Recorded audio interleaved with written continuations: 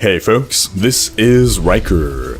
Let's talk about the resolution to the Season 3 Bloodshard exploit in Diablo 3 and explain why it was a big win for Blizzard and the community.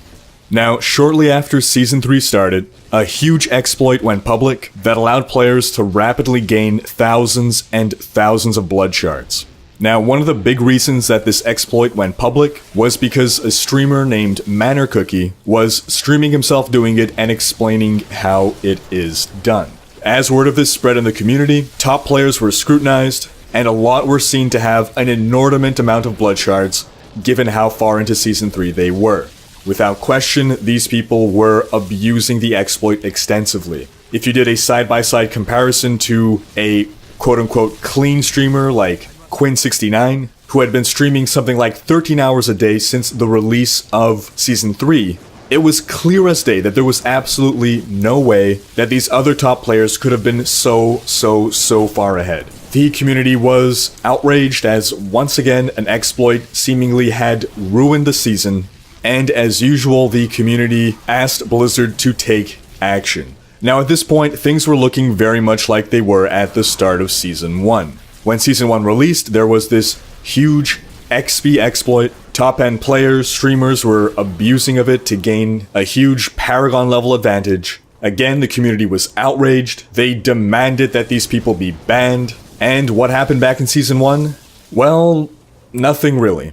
The exploiters went unpunished. Season 1 was arguably ruined in the eyes of many members of the community. But worse, really, a precedent was set that this was okay. That Blizzard was the lackadaisical jellyfish parent that would just watch and try to clean up the mess while his kids go around doing whatever the hell they want. So fast forward now to Season 3, and an almost identical situation emerges. But by now, we know how Blizzard reacted the first time this happened. Yes, they patched the exploit, but nothing was done to repair the damage that had been done to the seasons, and no one was punished for the behavior. So this time, when the members of the community rallied their pitchforks and demanded that Blizzard ban the exploiters, I and many others just sat there thinking, yeah, that's not gonna happen. In fact, we even started to see the emergence of a more realistic scenario, asking that Blizzard simply roll back the exploiters, since we knew that they wouldn't be banned. And that's when something unexpected happened. MannerCookie, the streamer who extensively used the exploit and showed everyone how to do it through his Twitch channel, was banned. Permanently. His Battle.net account or Diablo 3 license or whatever was banned.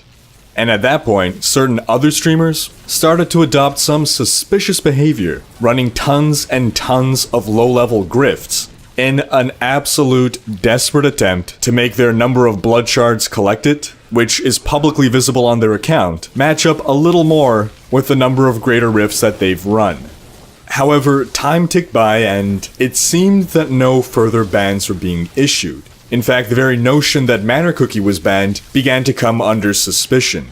Maybe this was just some publicity stunt on his account, and he wasn't actually banned. Now, the very day that the exploit went public, Blizzard issued a hotfix that eliminated it. And they stated that they were in the process of actioning accounts which have been found to be actively using this exploit to gain an unfair advantage. But time continued to tick by, and nothing seemed to be happening. That's when characters started to disappear from the leaderboards.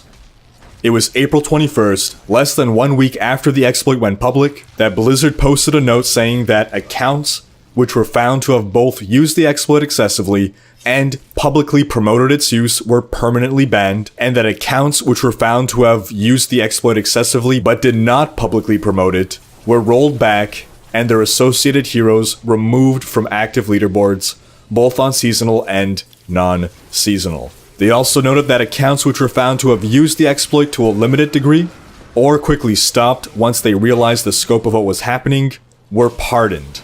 And I quote, "We understand these situations can inspire a certain level of curiosity, and that it may not always be immediately clear if you're undermining intended game mechanics. Mistakes happen, but we hope this leniency won't be taken for granted in the future." End quote. What just happened? that was Blizzard coming out winning in this debacle. This was a huge win for Blizzard. In one calculated and masterfully executed move, they saved the integrity of Season 3 by ensuring that it was no longer polluted by characters that had an unfair advantage over others. They appeased the community by punishing those brought to trials in the witch hunts, and they redeemed their own reputation. They set a new precedent saying, we're not gonna tolerate this shit, and if this happens again, we're gonna come down on you hard. Respect is something that is earned. And people aren't respecting you if they feel that they can cheat through your game with no repercussions because you're not going to do anything about it. Now the best thing here is that this was not just a win for Blizzard. This was a win for the community as a whole. The integrity of Season 3 was saved. And best of all, we could all now feel a little more secure that when Season 4 rolls around, we're less likely to see an exploit. Or if we do see one, we can rest assured that only a fraction of the number of people who use the exploit will dare try to use one again now that we know that Blizzard takes action. Now let me know what you think. Let me know what you think about how Blizzard handled this. The only person who seems to have really been banned was Manor Cookie. Most players simply got rollbacks. Do you think these punishments were fair? Do you think they were warranted at all? Should more people have been banned? Should Manor Cookie have been let off the hook? You could argue that it's thanks to Manor Cookie that this became public and forced Blizzard's hand to react swiftly to it. Or maybe you think that Manor Cookie and everyone else that explained to people how to do this exploit, including myself, are scumbags, that we shouldn't have gone and made it public. I've had people tell me, Riker, you're a hypocrite. You are benefiting from this exploit. With the implication being that while maybe I don't use the exploit in-game, by making a video about it, I will get views, and that benefits me. And that's a fair point to argue. Obviously, I wouldn't bother making a video about something unless I wanted it to be viewed. And while you may think that I did something morally wrong by explaining to people how to perform this exploit, I respectfully disagree with your opinion. You see, I believe that information should be free. And censorship, the withholding of information, of knowledge, is a very disquieting concept in a free society. People were finding out that there was an exploit, and they wanted to know what it was. I could have just made a video talking about the exploit without actually revealing how it was done, but that A, runs contrary to my entire philosophy on sharing knowledge, and B, would be an insult to you, because it would effectively be saying that I don't trust you to make the right decision with this information. I don't trust that I'm just telling you this to sate your curiosity, and that I believe you're gonna go ahead and abuse this exploit, so I'm not gonna tell you how it's done.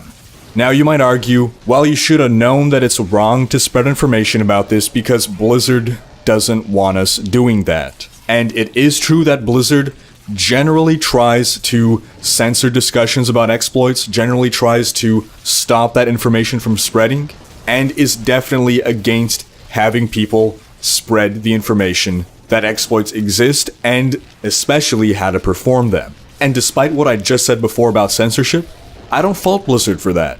Blizzard is a company that needs to protect its investment, it needs to protect its image, and of course any talk about exploits isn't gonna make them look good. But it was investigative journalist Horatio Verbitsky that said, journalism is spreading what someone does not want you to know. The rest is propaganda.